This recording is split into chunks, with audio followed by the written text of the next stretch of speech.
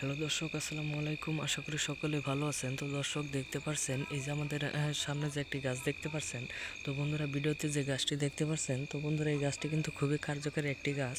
তো বন্ধুরা, এই গাছটি যদি আপনারা যদি প্রথম দিকে থাকেন, কিংবা আপনারা এই গাছটি কীভাবে চাষ করবেন তার সহজ উপায় আজকে বলে দেব। তো বন্ধুরা, আপনারা যদি বাড়িতে কেউ যদি কাঁঠাল গাছ রোপণ করতে খুবই ইচ্ছুক হয়ে থাকেন, তাহলে অবশ্যই এই ভিডিওটি সম্পূর্ণ দেখে যাবেন।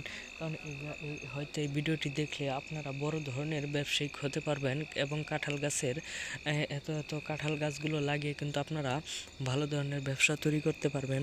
তো বন্ধুরা, এই কাঁঠাল গাছগুলো যদি আপনারা চাষের জমিতে বা কিংবা আপনাদের প্রচুর পরিমাণে জমি রয়েছে সেইখান দিয়ে আপনারা রোপণ করতে ইচ্ছুক হচ্ছেন, তো বন্ধুরা, কিংবা আপনাদের বাড়িতে রোপণ করতে চাইতেছেন, তো বন্ধুরা অবশ্যই এই গাছের চারাগুলি আপনারা হাট বাজার থেকে কিনে আনার পরে আপনারা সেইগুলো বাড়ির পাশ দিয়ে কিংবা আপনাদের জমিতে রোপণ করে দিবেন।